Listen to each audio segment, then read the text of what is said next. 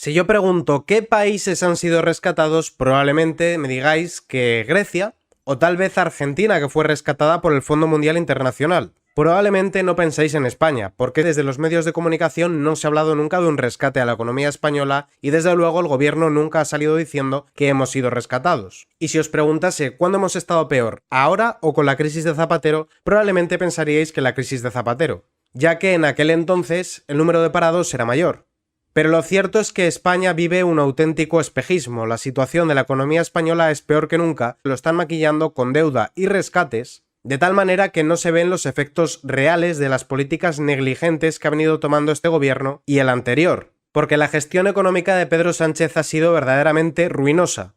Y no olvidar que la deuda es impuestos a futuro, que es un dinero que debemos devolver en algún momento y además con intereses. Vamos a escuchar al ministro Félix Bolaños con lo que ha comunicado hoy. Tendré que traducirlo del politiqués al español, porque no ha reconocido lo que ha pasado, que es que España ha sido nuevamente rescatada.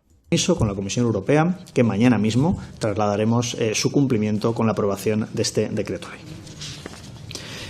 Pediremos mañana a la Comisión Europea 10.000 millones de euros. Saben ustedes que España es el país que más fondos europeos está recibiendo. Ya ha recibido 37.000 millones de euros por transferencias y, por tanto, creo que somos un país y somos un gobierno que claramente cumple sus compromisos con la Comisión Europea y cumple también con mejorar día a día la vida de los ciudadanos y de las ciudadanas. Traducido del politiqués al español. España es el país de la zona euro que peor se ha comportado y más veces ha tenido que ser rescatado, y además hemos tenido que pedir por favor que nos den 10.000 millones de euros más porque no podemos pagar el gasto público.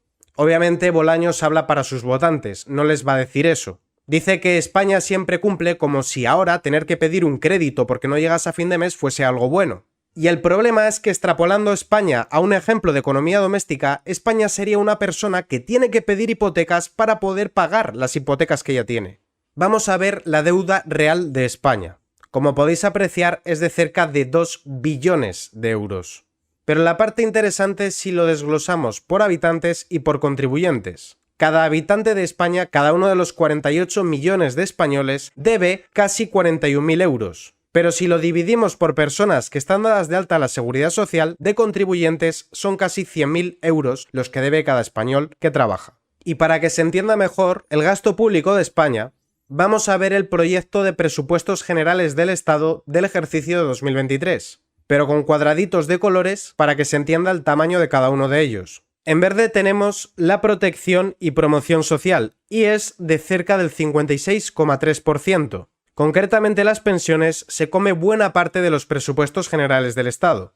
Tened en cuenta que con la crisis de Zapatero no había tantas personas jubiladas y había más personas dadas de alta a la Seguridad Social. ¿Qué es lo que está pasando? Lo que está pasando es que se está jubilando la generación del baby boom. Personas que tenían varios hermanos pero que apenas tuvieron 1 o 2 hijos. Y en algunos casos ninguno.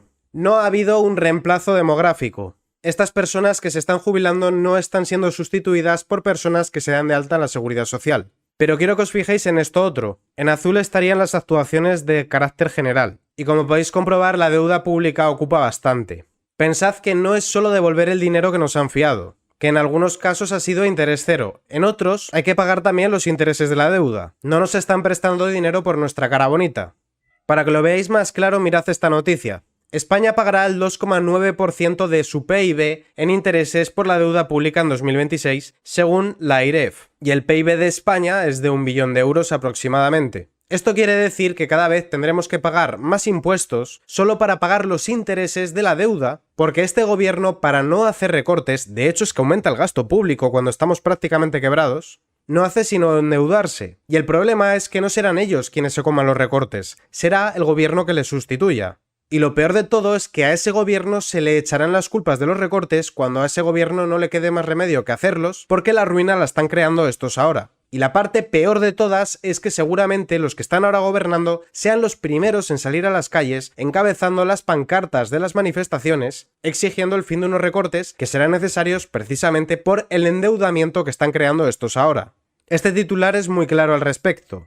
Sánchez deja una España un 27,5% más endeudada de la que recibió. La deuda pública ha pasado de 1,20 a 1,54 billones de euros durante el último lustro de gobierno socialista. Y para maquillar las cifras de desempleo, lo que este gobierno está haciendo es crear oferta de empleo pública, es decir, funcionarios y otro tipo de empleados públicos. Sánchez lanzará una macro oferta de empleo público antes de las elecciones. El gobierno sacará más de 30.000 plazas. Ya hay 3.523.900 funcionarios en España y Sánchez quiere seguir engordando esa cifra. Y para poder pagar a los funcionarios, tienes que subirle los impuestos al sector privado. Pero si subes los impuestos, sacas dinero de circulación, dinero que es para consumir en el futuro, para invertir, para contratar. Si los empresarios o simplemente los contribuyentes tienen menos dinero, aparte de no poder ahorrar, que es el paso previo a la inversión, tampoco consumirán, de tal manera que se destruirán empleos. Pero eso ya no será problema de este gobierno, será problema del gobierno que entre después. Sánchez le está dando una patada al balón. De hecho, atentos a esta otra noticia. Solo 1 de cada 4 hogares en España logra ahorrar a final de mes. La subida de impuestos hace que la gente no pueda ahorrar, pero también contribuye a alimentar la inflación. Parte de la inflación viene motivada por las políticas monetarias expansivas del Banco Central Europeo, pero otra parte de la inflación viene, por ejemplo, de los impuestos que repercuten siempre en el consumidor, y ya no hablemos de la política energética verde de este gobierno. Al cambiar el mix energético encarecen la energía y eso se traduce en que los hogares tienen que pagar más para pagar la luz, pero también en que las fábricas y servicios tienen que repercutir ese incremento del precio de la energía en el servicio o en el bien que venden. Y eso también lo paga el consumidor. El veredicto de las consultoras: España está en certidumbre de ser un país atrasado. Diversas consultoras han lanzado sus mensajes de alerta por la situación en la que entra España, con un gobierno socialista condicionado por completo por proetarras, separatistas y golpistas. Desde SIP hasta Alantra o Moody's han planteado sus temores por los tiempos políticos y fiscales que se avecinan en España. El informe de Free Market es rotundo en su veredicto: la economía española se encamina hacia una situación muy delicada en el horizonte no solo del corto y del medio plazo, sino del largo, porque, añade, a los problemas coyunturales y estructurales presentes se suma la configuración de un entorno de inestabilidad institucional que crea unas condiciones nada propicias para que España crezca. De hecho, uno de los síntomas de la grave situación de España es que ya nadie quiere invertir aquí. El capital extranjero se repliega de España y la inversión cae un 23%.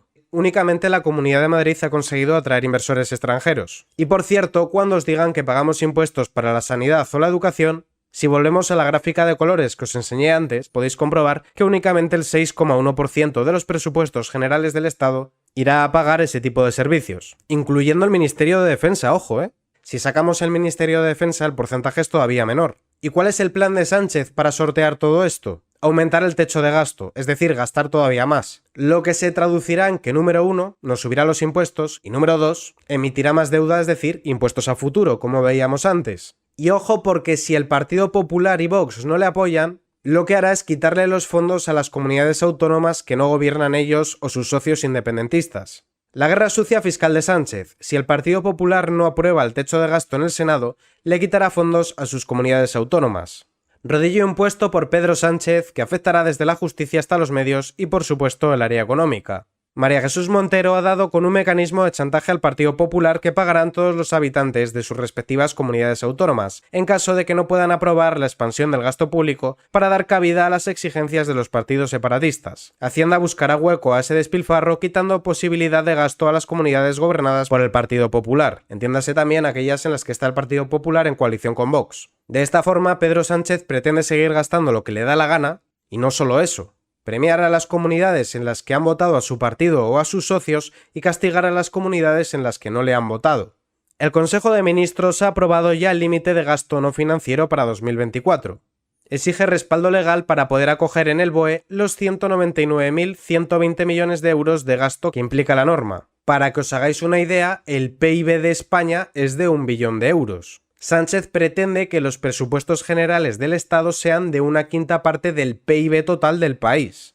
Es muy simple la consecuencia de ello: ruina. Y para que veáis el expolio, Madrid paga el 71% del fondo de garantía del resto de las comunidades autónomas y 3 veces más que Cataluña. Pero es a Cataluña a quien le harán una quita de 15.000 millones de euros de deuda. Y por cierto, tampoco en empleo están haciendo un buen desempeño. Han ocultado 1,17 millones de parados. El gobierno esconde 1,17 millones de parados para ocultar el fuerte crecimiento del desempleo. ¿Cómo lo hacen? con los contratos de fijos discontinuos o con cursos de formación. Te tienen entretenido haciendo cursos de formación que no te abren puertas en el mercado laboral, pero que evitan que computes como un parado más. Así que estamos quebrados, rescatados, pero para no hacer recortes continúan endeudándonos más y más y más. Pronto llegará el momento en el que no podrán bajar los impuestos para intentar fomentar el emprendimiento o la inversión, pero igualmente tendrán que recortar en servicios. Y será para poder devolver el dinero de la deuda y pagar los intereses. Pero eso no le tocará hacerlo a este gobierno. Y eso ocurrirá, queramos o no, mientras estos sigan en el poder. Pero al menos que no se diga que algunos no avisamos de que esto pasará.